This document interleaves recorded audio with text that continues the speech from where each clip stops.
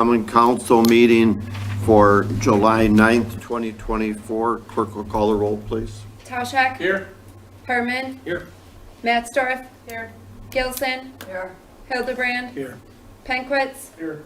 Bender. Here. Nelson. Here. Let the record show we have a quorum. Next is the pledge. Please stand.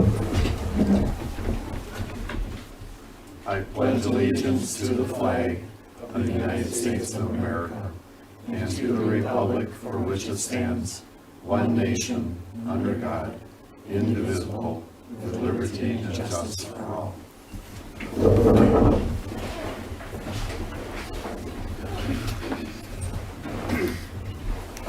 Thank you and good evening, everyone. Next item on the agenda is the approval of the consent agenda. The chair will entertain a motion. Move to approve. Second. We have a first and a second. Any discussion? Clerk will call the roll on the consent agenda, please. Nelson. Yes. Hildebrand. Yes. Matzdorf. Yes. Penkwitz. Yes. Tauschak. Yes. Herman. Yes. Bender. Yes. Gilson. Yes. Motion carried. Thank you. Moving on to item 4, this is the audience portion where we ask people to be signed in and recognized. This is where you do the talking and we do the listening. Tonight, one person signed up. I hope I say this correctly, and you can stand or sit where you are. There's microphones over top, or you're welcome to come to the front. Tyler Rezacek. Okay, thank you. I apologize if I didn't do it right. Welcome. I'm sure you all know I'm here to talk about the library again. So, their bond projections are low, even for an A1 municipality. They will be lucky to get 4%. Starting a project with a budget but no plan is an impossible task. You can't work backwards from a number and make your mechanicals and finishes fit that. Something will get shorted. Why aren't they just applying for the grant funding alone and using the leftover portion to make updates? These are not my words, but those of 3 individuals that I consulted on this project. A certified financial advisor with 10 years of experience, a local real estate developer and business CEO, and a national nonprofit grant writer. This project is being rushed and mistakes will be made. It is no longer just taxpayers sounding the alarm, but local professionals in the fields necessary to run a project like this to completion. I received a packet last week from a concerned citizen who wanted the public to know the true cost of any expansion on the library. Attachment 7 in that packet, the same packet you all received last time we talked about this, contained a figure of 3.78% for a bond sale, a number which multiple financial professionals tell me is unattainable. In fact, this rate is expected to climb the longer the Fed holds out on cutting rates, which they have given zero indication of. What does this mean? It means that the costs on this project are already wrong and they haven't even started. The projections being used to justify this are close, but they're only in the same ballpark.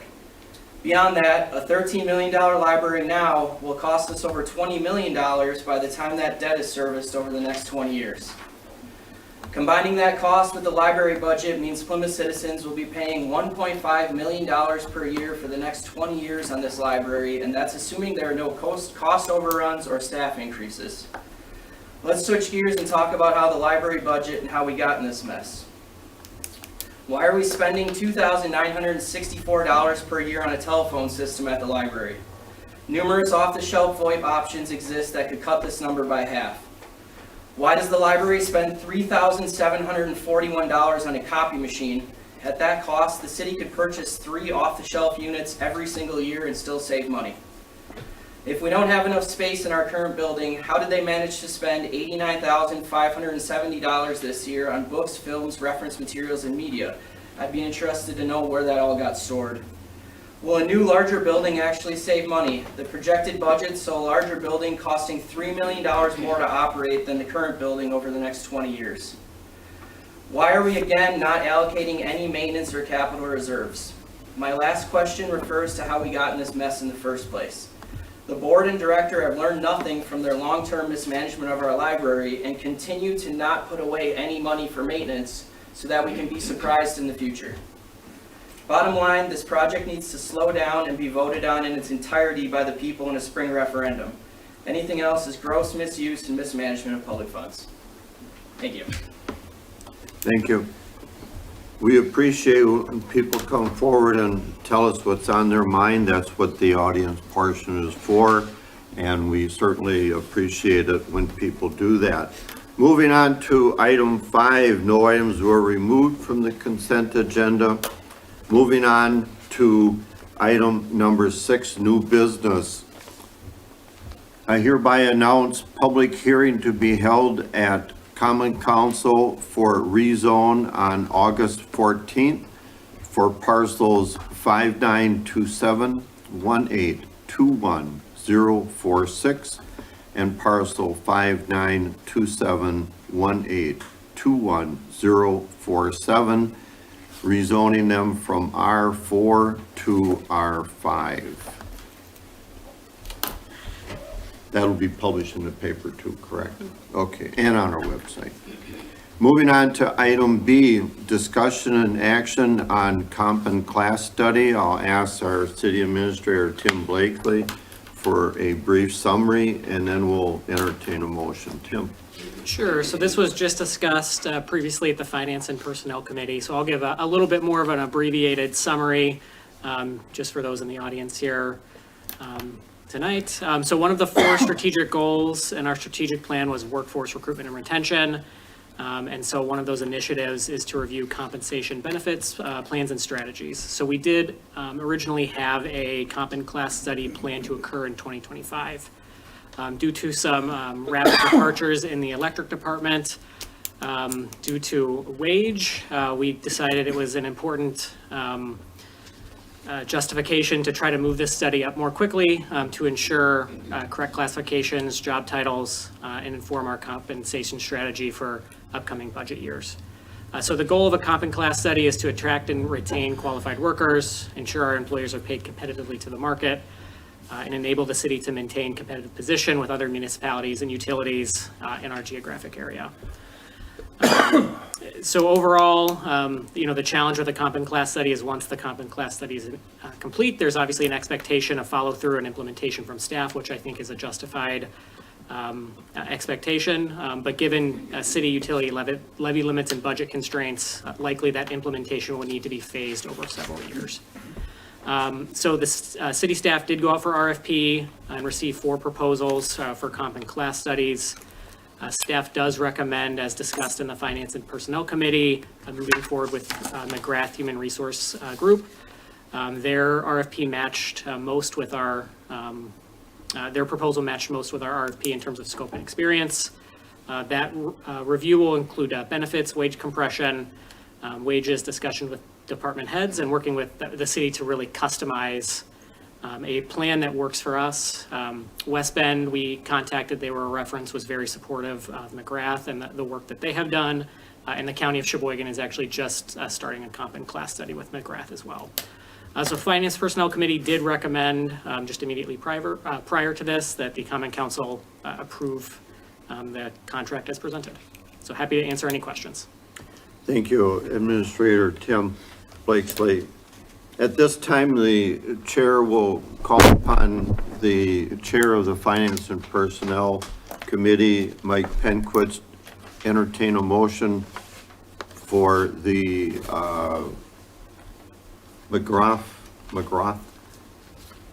recommendation of $26,458. Mike? What are you looking for? A motion to approve the comp and classification study. Okay. I move to approve that. We had the meeting before this, and we all agreed that we should move forward with this. Do we have a second? I'll second the motion. We have a first and a second to put into the budget the McGrath comp and classification study for a cost of $26,458. Any discussion? Mayor, I did just want to add that the city portion of this project will be covered by our remaining ARPA fund balance of $14,000. The rest will be covered by the utility. So we're splitting the study between the 2 divisions? Correct. Okay, good clarification. I would also like to check into what the county has been doing to its workers as well. You see a big difference in what's been happening. Yep, we will be sure to make sure that they are I don't disagree contacted. with what this is, I agree with it, but look into what they have been doing for the last couple of years. Okay. Any other comments? Clerk will call the roll on the motion to approve. Herman, Yes. Matsdorf, Yes. Binder, Yes. Penkwitz, Yes. Gilson, Yes. Nelson, Yes. Tauschak, Yes. Hildebrand. Yes. Motion carried, thank you.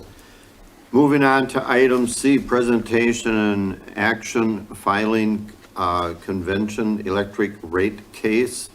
Tonight we have with us our Finance Director of Utilities, Chris Russo, who will give us a little update and tell us about what we're looking to possibly do here. Chris, welcome. Thank you, Mayor.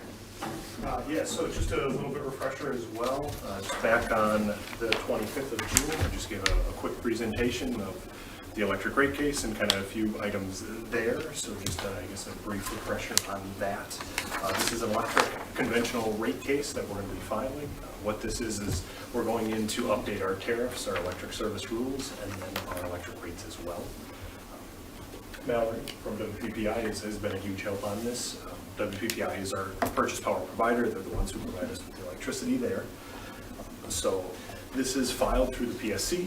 They're our governing body, the Public Service Commission of Wisconsin. So just a little bit of background and just refreshers of kind of why we're doing this. Right now, our rate of return is hanging around at 2.75%.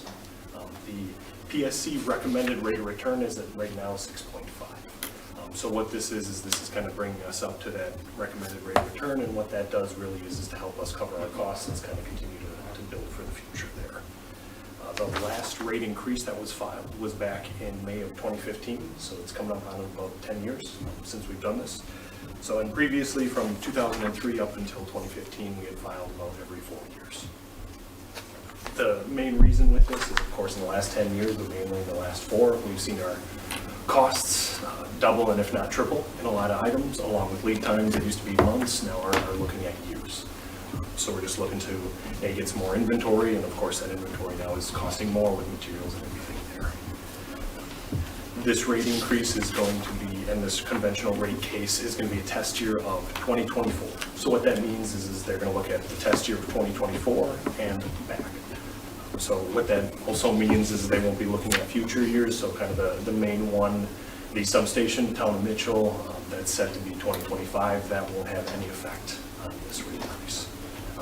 I'll let Mallory talk a little bit more about the details of all this, but I guess the main thing too, I just wanted to let council know is that this has been a big team effort, being that it's been 10 years. It's new to a lot of us, so I just kind of want to let them know about the fantastic work that our team has done.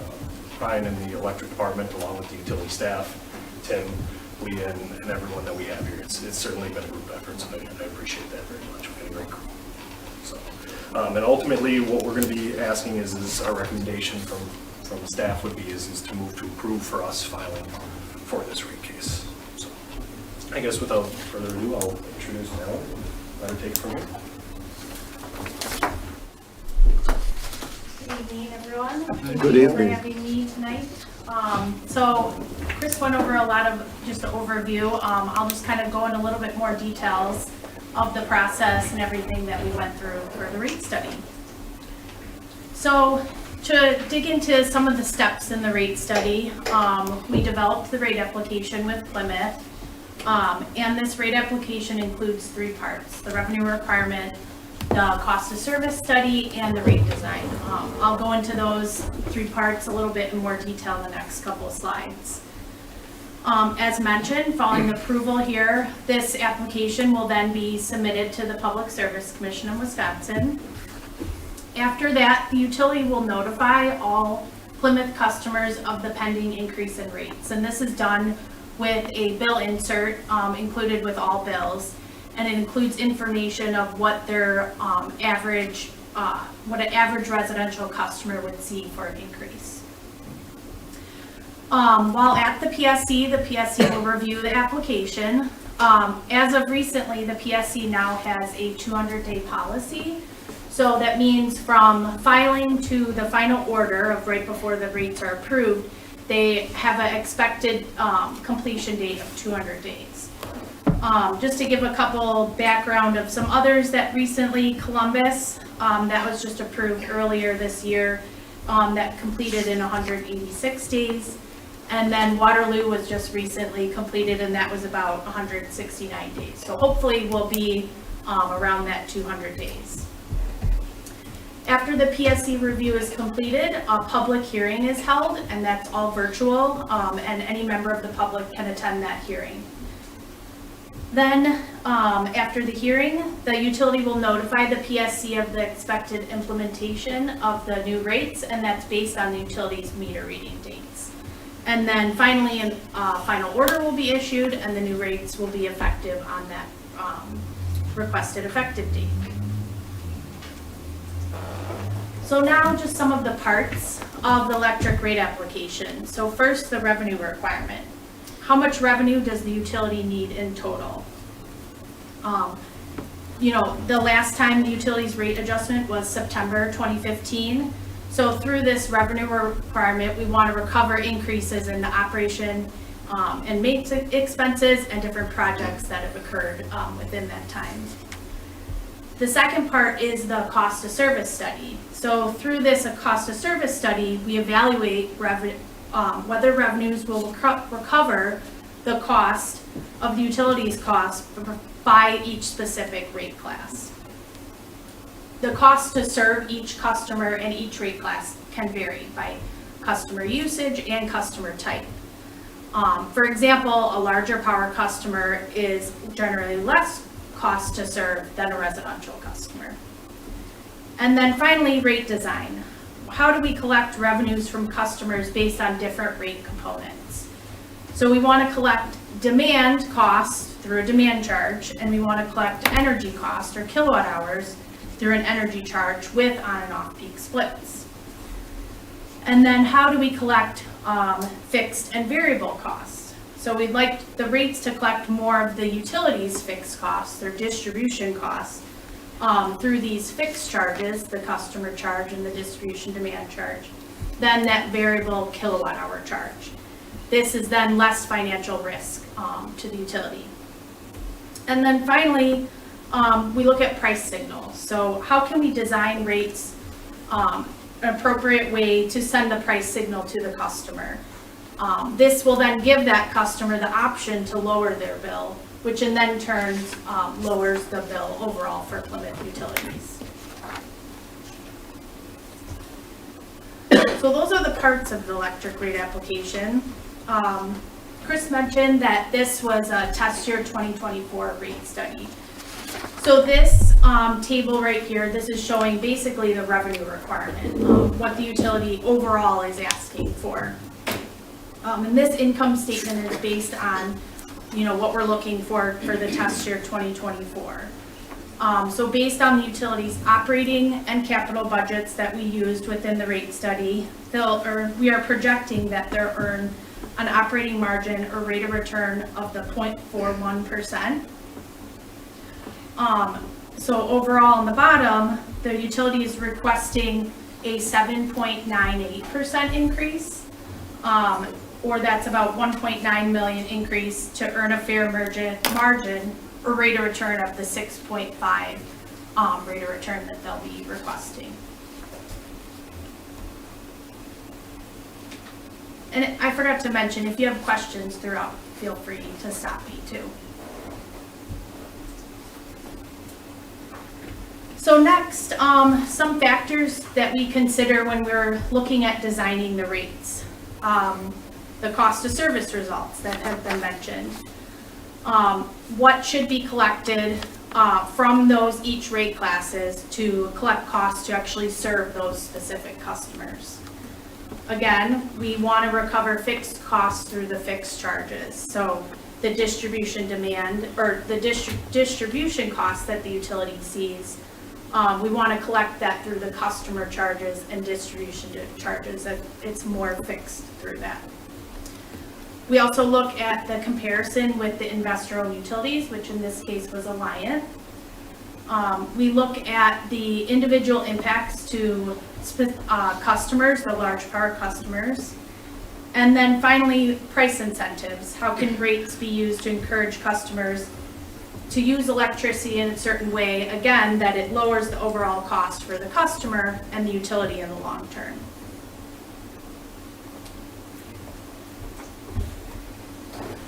So now, just to go over some specifics that Plymouth is actually looking to implement or propose with their rate design and tariff changes.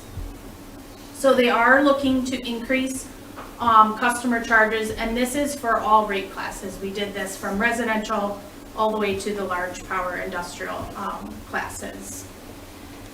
Currently, the general service rate class, which is your small commercial customers, they have wording in their tariff that that allows them, with certain criteria of 18,000 kilowatt hours and a 45% load factor, to move up to a small power rate class.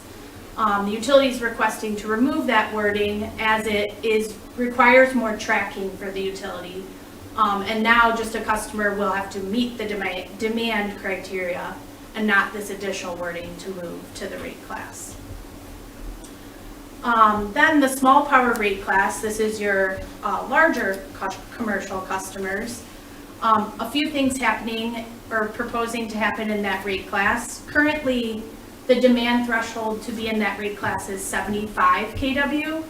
The utility is lowering or requesting to lower that down to 50.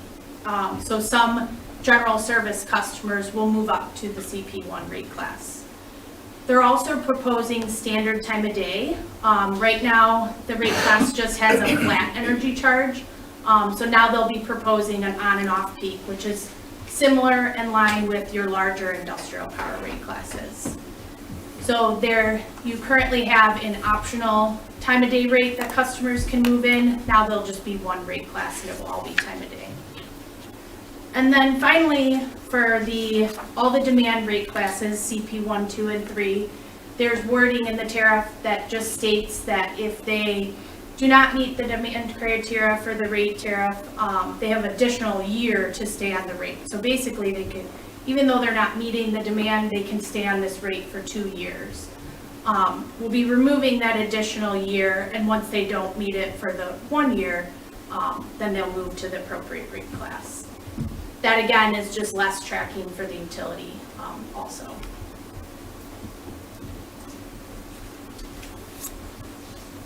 So this next table now is showing the actual proposed rate design by rate class. So taking everything into consideration, the cost of service results, comparison of individual customer impacts. This is ultimately what the utility is proposing to submit to the PSC. So this is by rate class, the present revenue on the very first column to then the proposed revenue and the percentage and dollar change for each rate class. Just to note, this is what the utility is proposing. Once this gets filed with the PSC, again, the PSC does their own review. So ultimately, this will not be the final exact that Plymouth will see. There will be some changes through that.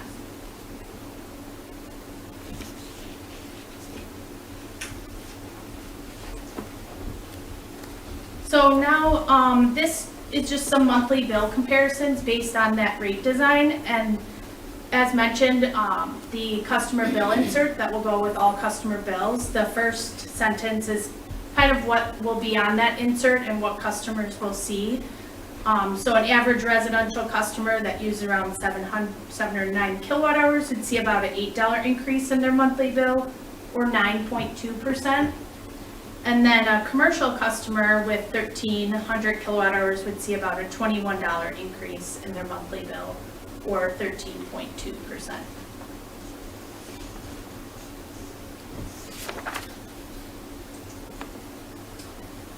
And then this last slide, this is just showing the class comparison to the closest IOU, which was Alliant. So it's showing the proposed revenue, like in the first slide, And then by rate class and Alliance revenue, with then the percentage difference and the dollar difference. So overall, as a utility, they're about 11.89% better off than Alliance rates in comparison.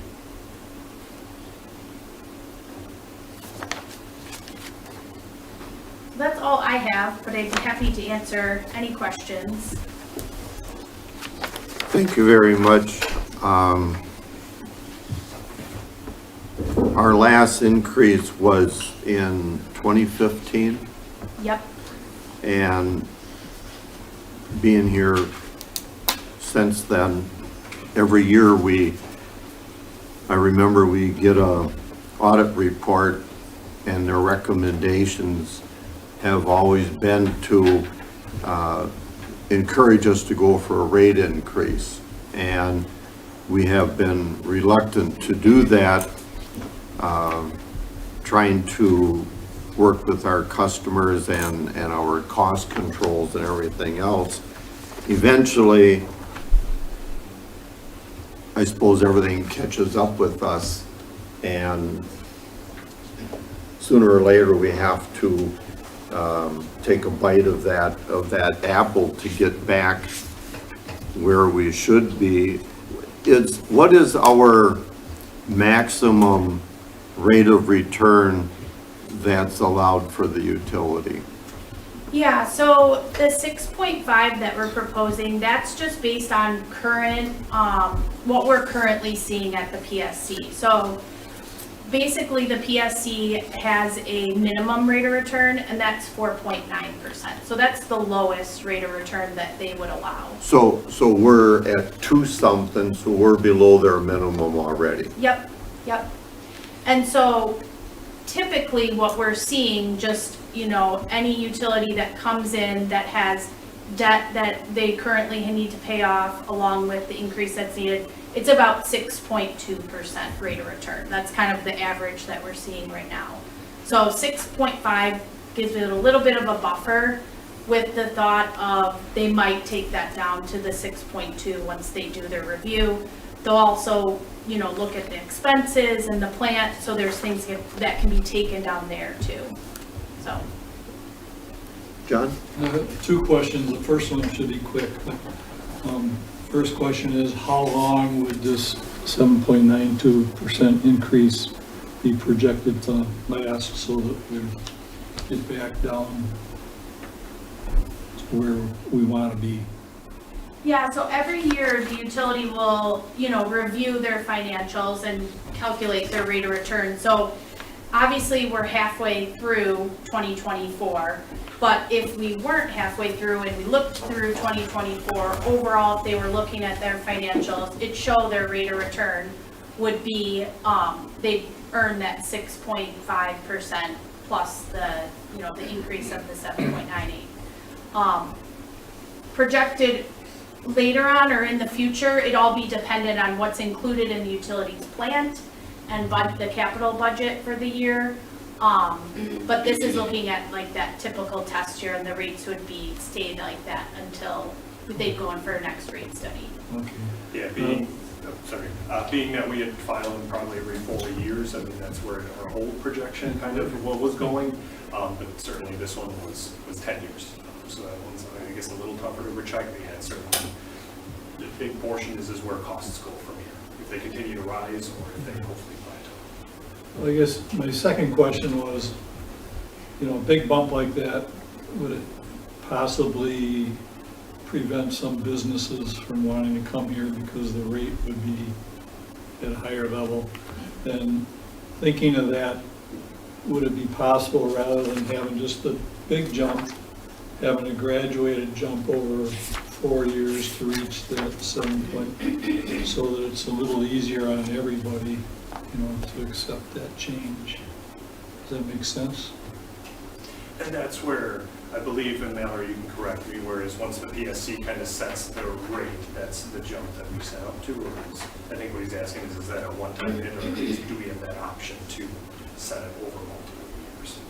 No, you wouldn't be able to split it between multiple years. This would be the overall increase that the customers would see. And really, that's more of a kind of a PSC that they have. Yep. I have a question. Greg? Yeah, is there any way of, once they come in and like you said, maybe they'll out of that 6.2, of lowering it ourselves? That is an option. The 6.5 is just a recommendation from WPPI staff. So ultimately, this is, working with Plymouth staff and WPPI, and this is our recommendation. If you're not comfortable with the 6.5, we can propose 6.2, and that would just lower the overall increase. Or Yep. lower? Yep. But this would be once, I guess, and you can correct me, once the PSC sets that rate increase, that is the set point. Or is there a chance to come back to council for them to lower it from there? I think is that question as well. That's my Is that what question. you're thinking? We can lower it ourselves. Sounds like we'll have to do that before. I think we should do that before we file. Yep. Well, we don't know that they're going to agree with our proposed rate increase. They do their own calculation, they come back with a recommendation, and at that point, we have further discussion.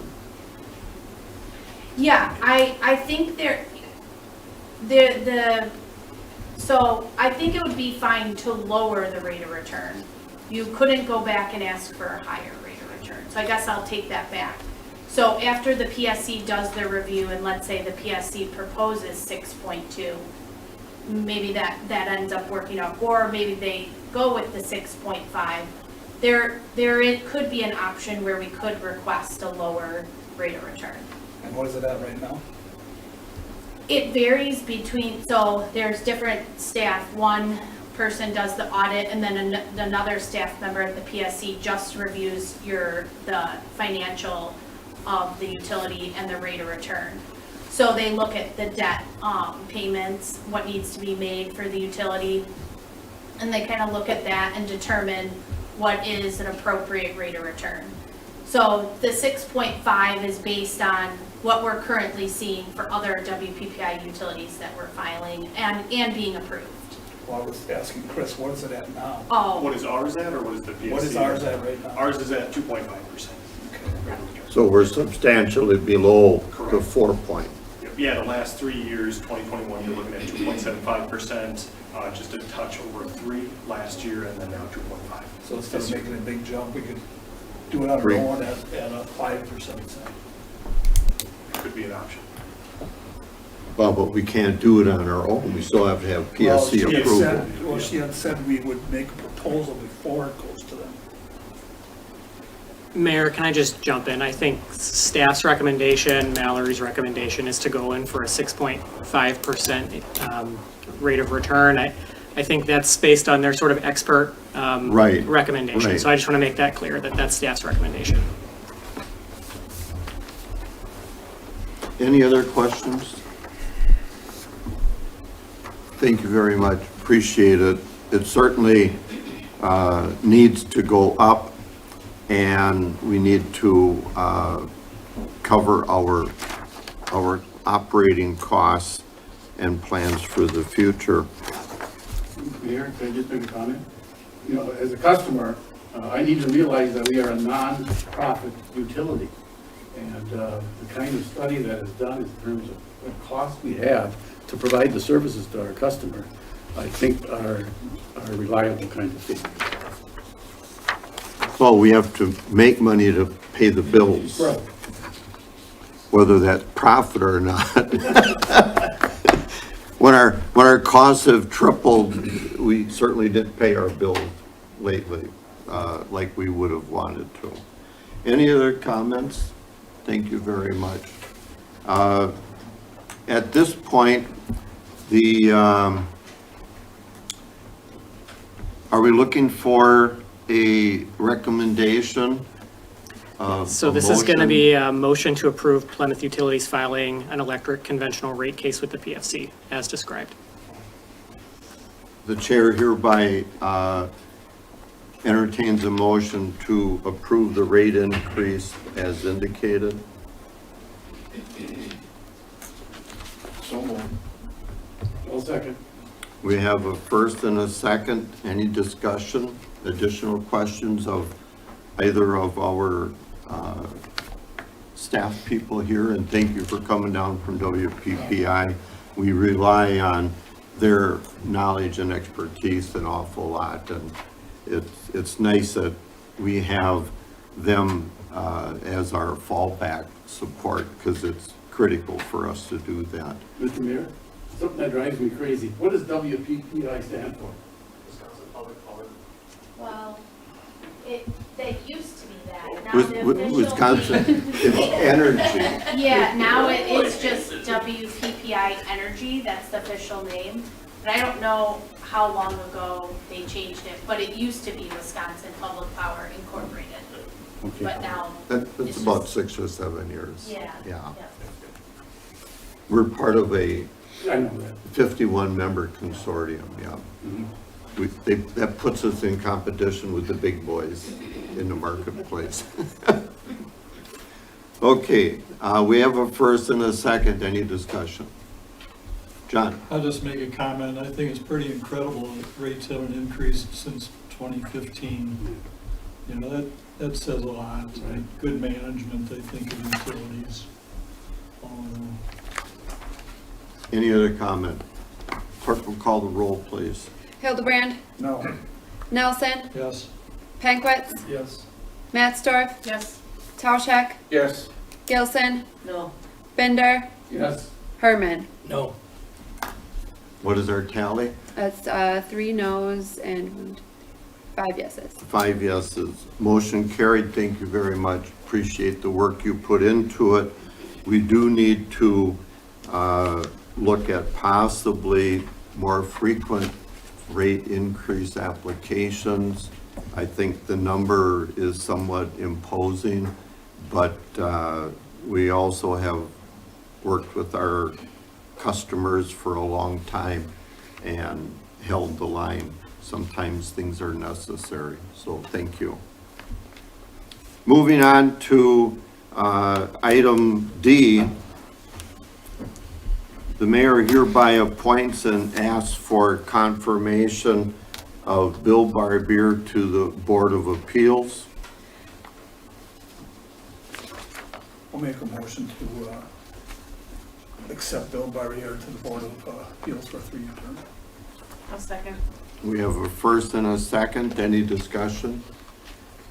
The only comment I would make is that we still have 2 vacancies on the Board of Appeals, and we're looking for citizens to serve on that board. It's a voluntary board, but it's one of the final processes of things that come before the Plan Commission in the city, and there's always an appeal process. So thank you very much.